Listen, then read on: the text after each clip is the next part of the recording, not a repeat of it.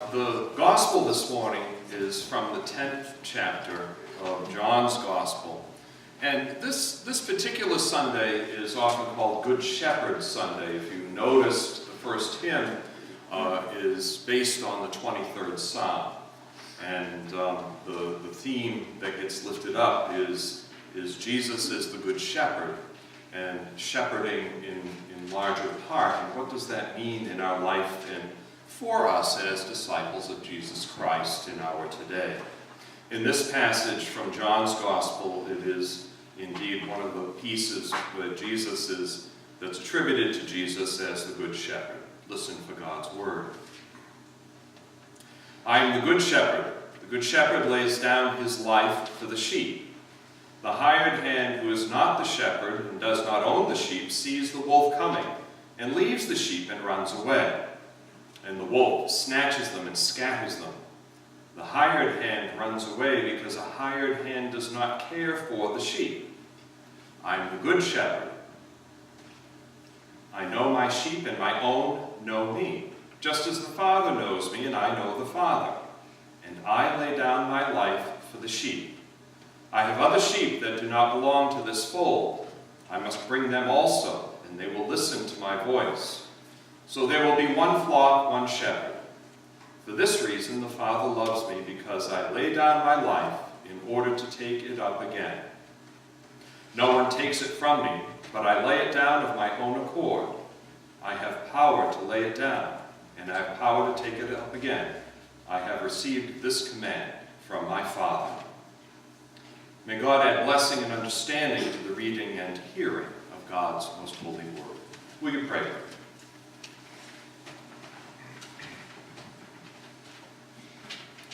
May the words of my mouth and the meditations of all our hearts be acceptable in thy sight, O God, our strength and our belief in our Redeemer. Amen.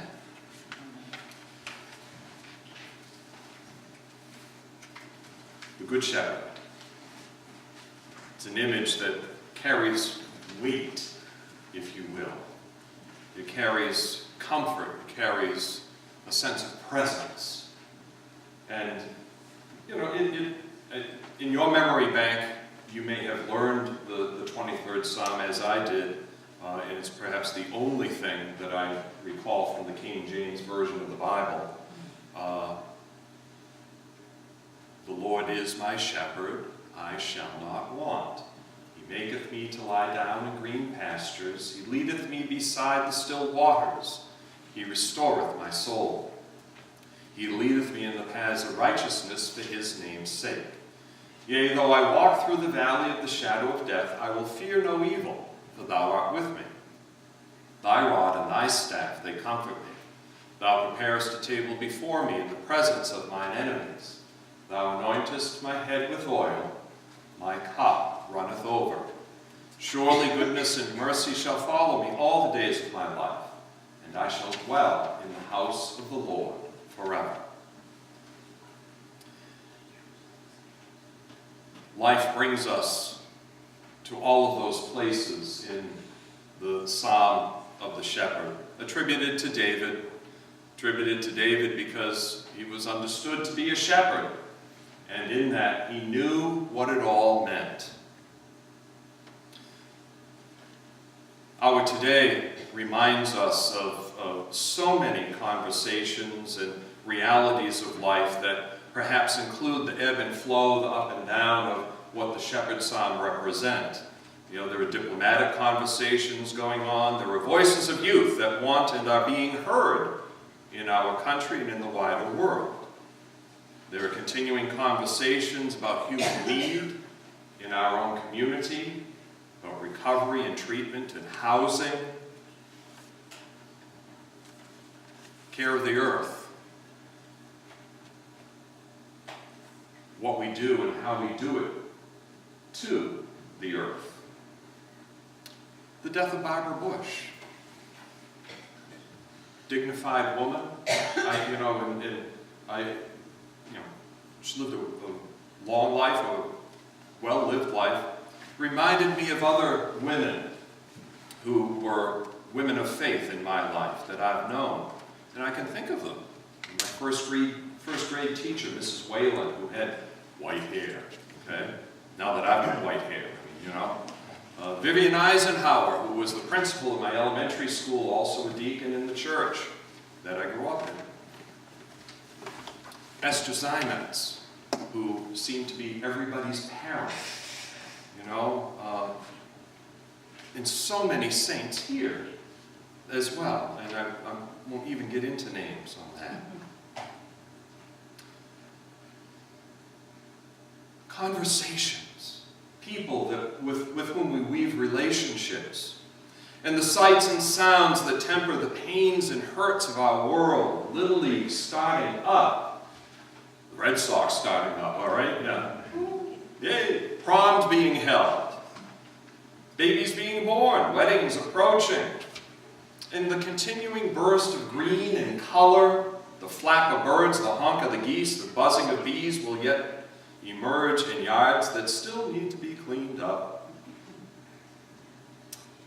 And the wonderful gift to us of these words from long ago that lift up the image of a good shepherd whose mission is rooted in relationship.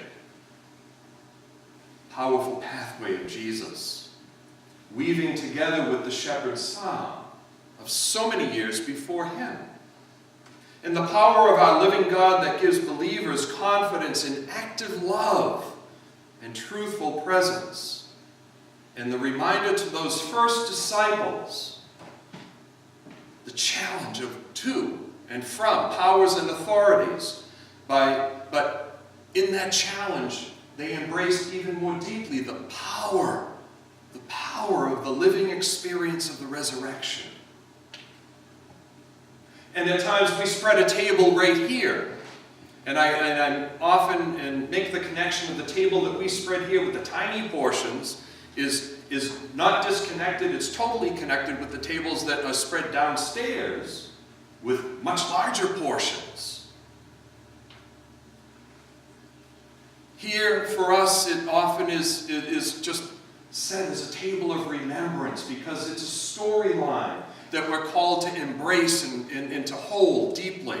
It's a storyline of the Passover. God's presence in the midst of slavery and oppression, the downtimes of life, and we might say in the valley of the shadows. So Jesus said to his disciples, "Do this in remembrance of me." Remember. Remember the story. Remember the relationship. Remember God's love always, always, always present. And our remembering always should include the one who selflessly lays down their life for the flock and asks the same of us. It isn't just Jesus doing it then, it's us embracing that work and witness in our today. And so often we're ready to say, "You do it, Jesus. Have at it. You've done it the best. You do it better than I can, so I'm not even going to try." Not the point of discipleship, friends. Active response. Risky, costly action at times. Even one might say practical effort. Common sense stuff that God in Christ asks of us. And so we can connect with the table spread in the presence of enemies that the shepherd talks about. A table that's perhaps understood to be a table that's filled, that's the lawn, the meadow, the grass that the sheep need to sustain themselves. But the shepherd has to make sure that indeed it is a good and safe place. And so the presence of mine enemies might be the snakes, the potholes, the wolves, the jackals that are always present in those separate places, the places in the ancient Near East, in the Middle East. We hear that, we might hear that as, God's going to protect me from my enemies. There's some truth to that. The shepherd protects the sheep from those distractions, those painful places, if at all possible. And so the table that's spread is a good and safe feeding place. Spreading slope of grassy ground. But we're called also. It's not just the shepherd that does this. We too are called for one another to spread a place that's safe for people to be sustained and to know abundant life.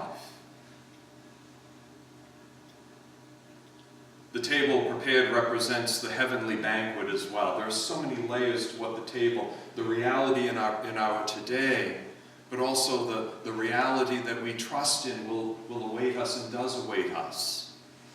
The heavenly banquet, a time and place when and where and why and whom, all left in the hands of our loving God. There's a wonderful little anonymous internet poem about that heavenly banquet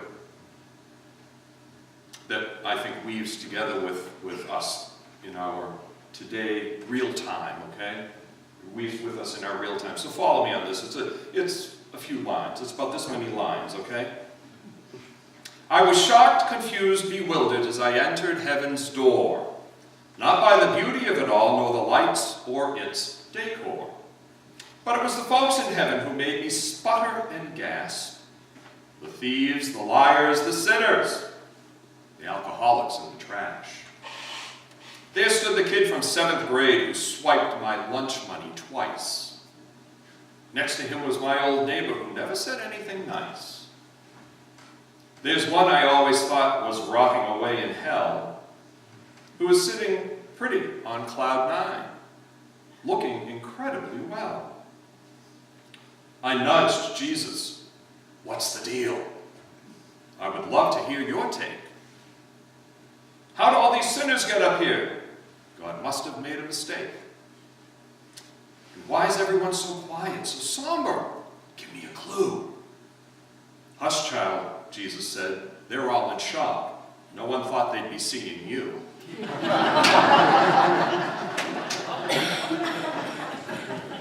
Spring planting. Think about spring planting, okay? You know, those squash, turnip, peas. You can add to the list, and I'll make sure there's copies out there. The heavenly banquet is indeed a holy one, but the reality is that it's real in our day and time. The small portions here, the large portions downstairs, the overflowing portion of God's grace, unconditional love that we embrace and have experienced is what we're called then to take that overflowing and gift it in our world. Our table here just becomes a reminder, as every one of our tables becomes a reminder, that all are welcome, all are invited, all are challenged to faith and challenged to active response that's rooted in that love that we love to talk about. But we've got to take it from talk to walk, to play on toddy. I mean, you're limited, and I understand that. But we have to make our talk walk. So those first disciples were strengthened, not only by the shepherd's song, but by having that interaction with Jesus with them, and by having the interaction of Jesus with them as their resurrected Savior. So those first disciples were able to go face to face with those in authority, Peter and Paul. They get the recognition. There's a myriad of other disciples around them, behind them, beside them. Women and men who carried the message out and lived it and faced down the powers and principalities because they believed it was the right thing to do. They believed that God called them to do it. So when you spread a table in the presence of enemies, for the sheep it's the snakes and the holes that the gophers live in, and the wolves and jackals, and yeah, there's sheep stealers too, the other people that would come and swipe a sheep. So when you spread a table in the presence of enemies, it's a sign of trust for the one hosting and those who come to break bread. And certainly our trust is the trust that we place in our host, the living Christ, who welcomes, who graces, who then pushes us out. Yeah, get your feet under the table, have a nice nosh, but you can't just stay here. It's not what it's about. Because when our trust is in the one whose loving kindness sustains us by streams of living water,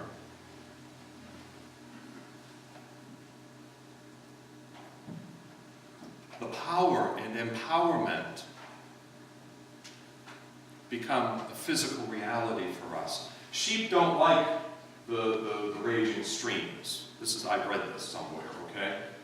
If you have the babbling brook and it's really rough and that type of thing, they're not inclined to do that. So when the shepherd says, beside still waters, they want the quiet.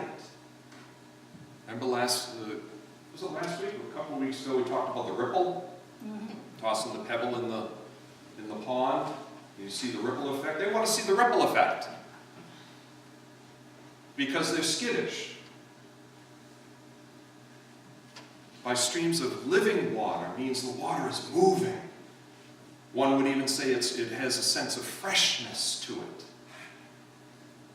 And for us, the living water is a sign and symbol of the enveloping Spirit of the living God.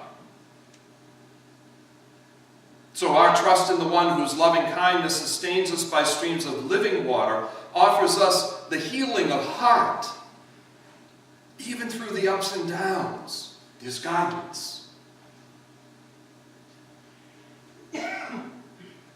God asks of us that trust.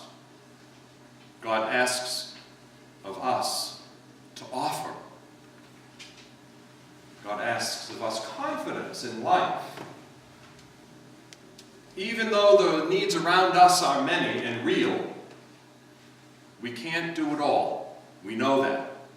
But each of us play a part. You go back to the ripple, you pebble in, and the ripple goes out.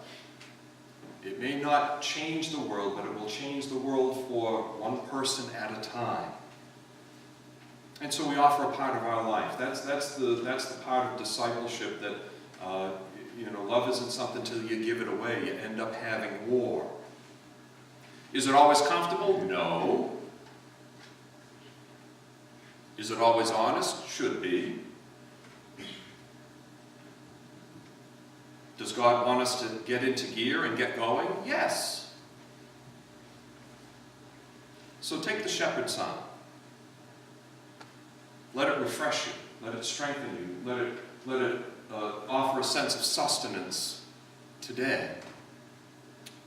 But be embraced by the image of one who lives in our midst, who selflessly sacrificed as an example to us to do likewise, and to challenge the principalities and powers with humility, with care and compassion, with loving kindness and purpose and direction.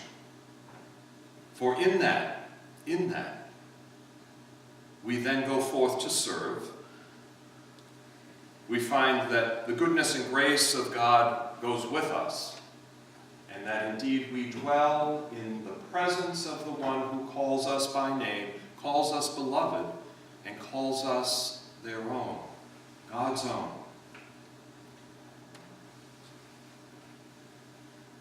That's hope. It's purpose. And indeed, it offers glory and praise to God, who calls us to go forth to serve and be served, to bless and be blessed. And always, always to reflect hope in this day. Amen.